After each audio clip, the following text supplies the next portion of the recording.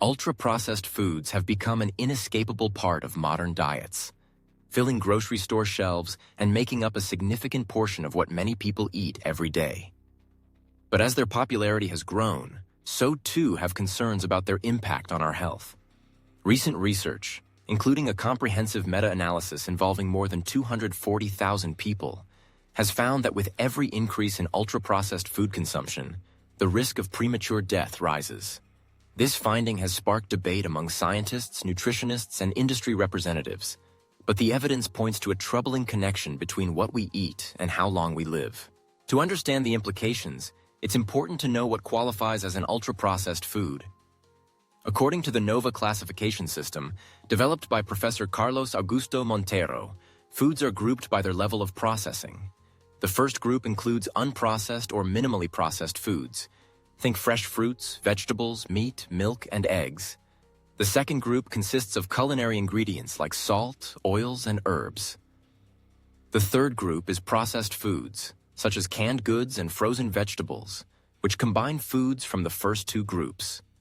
The fourth and final group is ultra-processed foods, which are industrial formulations made mostly or entirely from substances extracted from foods, with little to no whole food content.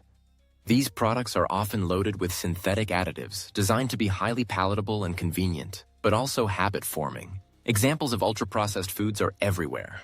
Packaged snacks, sugary cereals, sodas, instant noodles, frozen meals, and many fast foods. They tend to be affordable, easy to prepare, and have a long shelf life, which makes them attractive to busy consumers. However, their health consequences are becoming increasingly clear. According to the recent meta-analysis, for every 10% increase in total calories from ultra-processed foods, the risk of dying prematurely rises by nearly 3%. This association holds true across various populations, age groups, and countries, suggesting a global public health concern. Other studies reinforce these findings.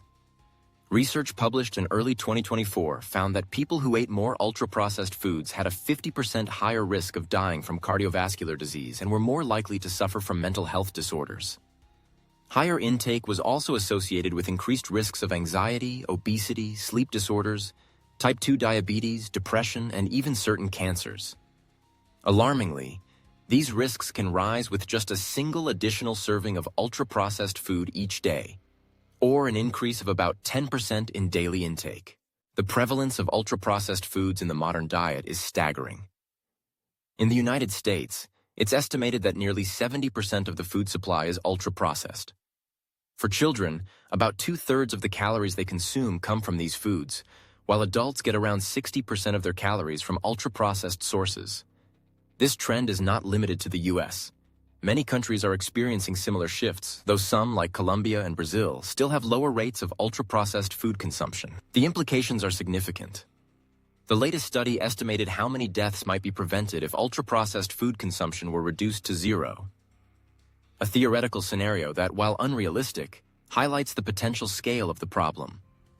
In the US, eliminating ultra-processed foods could have prevented over 124,000 deaths in 2017 alone. In countries with lower consumption, thousands of deaths could still be avoided.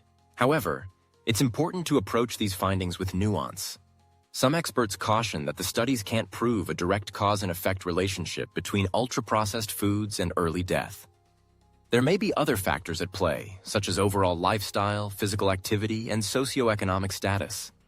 Still, the strength and consistency of the associations across different populations and studies make a compelling case for caution. The food industry, for its part, warns against demonizing ultra-processed foods. Representatives argue that these products are often convenient, affordable, and can be sources of essential nutrients, especially for people with limited access to fresh foods. They also caution that pushing people away from ultra-processed foods could inadvertently reduce diet quality or increase the risk of foodborne illness if people turn to less safe alternatives. Despite these arguments, the growing body of evidence suggests that minimizing ultra-processed food intake is a wise choice for long-term health. Choosing more whole, minimally processed foods, fruits, vegetables, whole grains, lean proteins, and healthy fats can help lower the risks highlighted by recent research.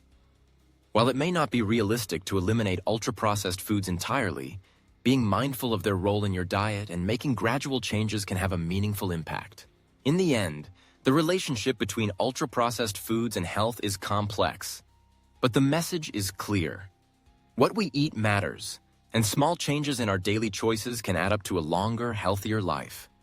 By understanding the risks and making informed decisions, we can take control of our health and well-being, one bite at a time.